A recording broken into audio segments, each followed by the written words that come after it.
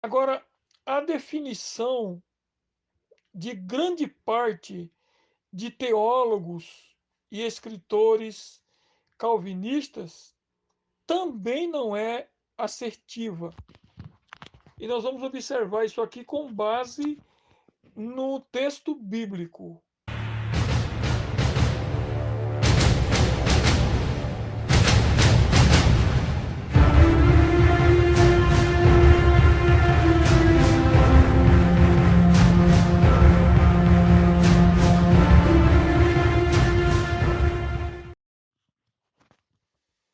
Existem algumas maneiras de se definir o livre-arbítrio.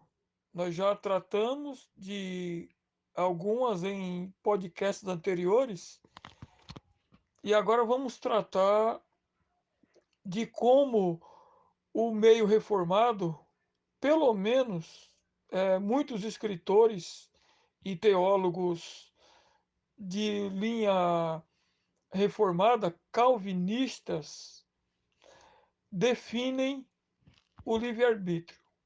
Nós já observamos anteriormente que os arminianos eles definem o livre-arbítrio como se alguém pudesse decidir entre o bem e o mal por conta própria, pela própria natureza, pela sua própria vontade.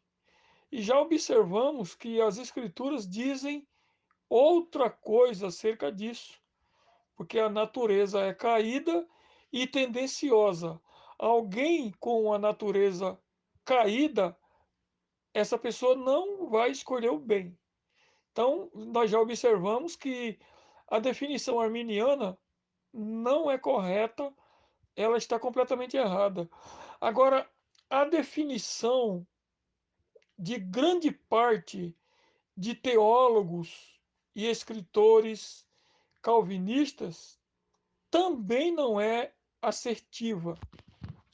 E nós vamos observar isso aqui com base no texto bíblico.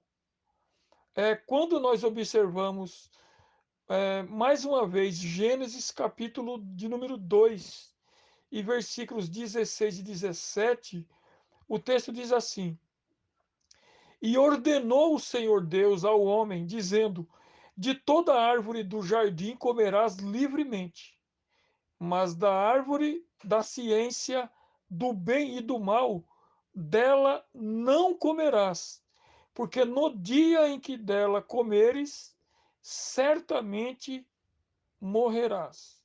Muito bem.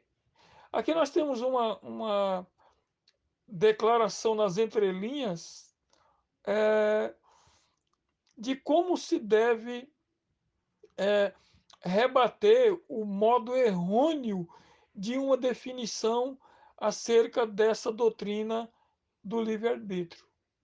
Então, vejamos.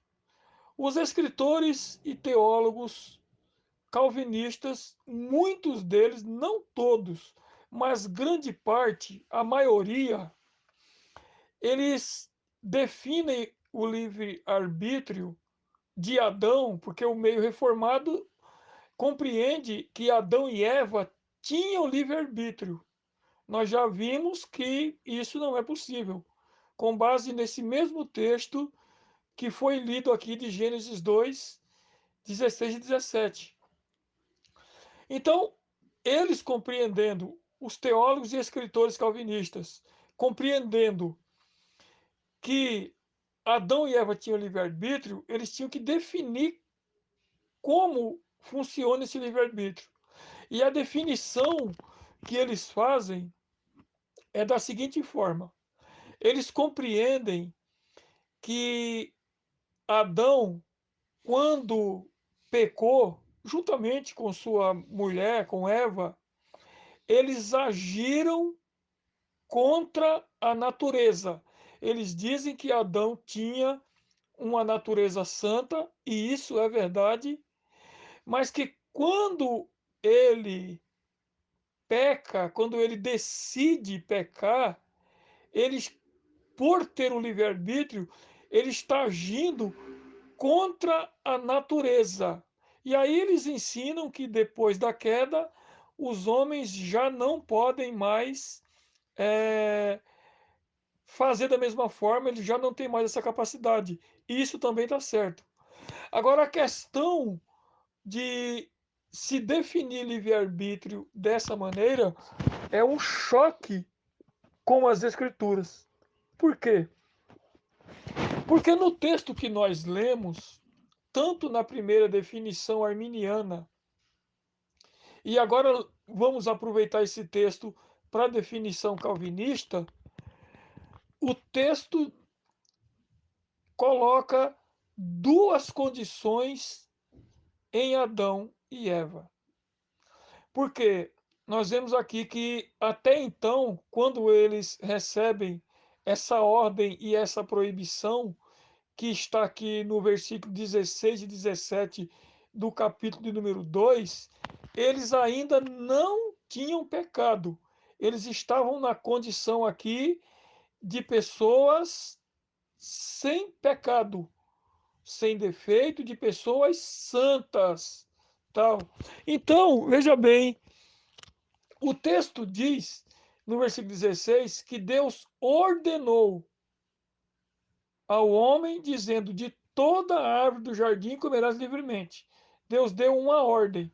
Então, quando Deus está dando uma ordem para alguém que não tem pecado, para alguém que é puro, para alguém que é limpo, não é somente na questão da responsabilidade. Adão tinha capacidade de fazer o que Deus estava dizendo, de obedecer. Agora, já no versículo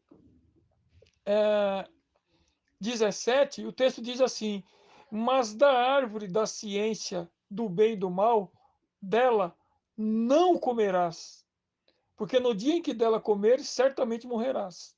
Então aqui é trazido uma proibição.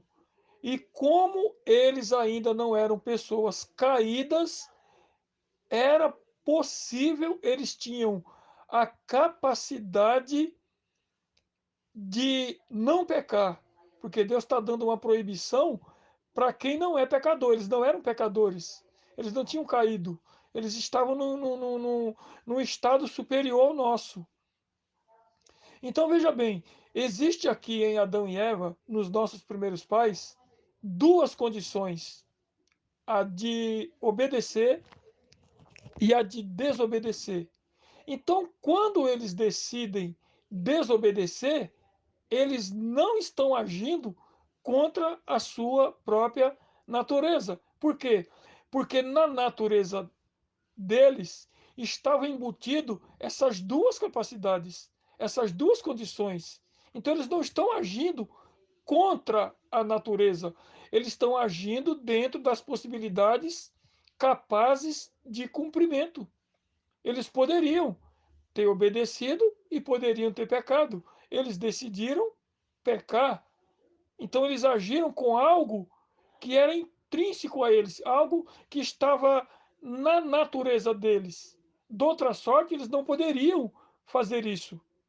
Então veja que a definição do meio calvinista afirmando que Adão e Eva, quando pecaram, agiram contra a natureza, não é assertiva, porque o texto mostra com muita clareza que Adão e Eva tinham as duas possibilidades.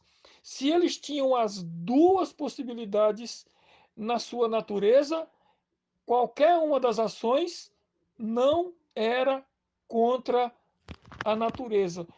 Então, reiterando a definição calvinista, afirmando que Adão e Eva agiram contra a natureza quando pecaram, não está correta. Agora deixe o seu comentário aqui abaixo para que o YouTube entenda que o nosso conteúdo é relevante e possa divulgar este vídeo para mais pessoas. Grande abraço e até o próximo vídeo!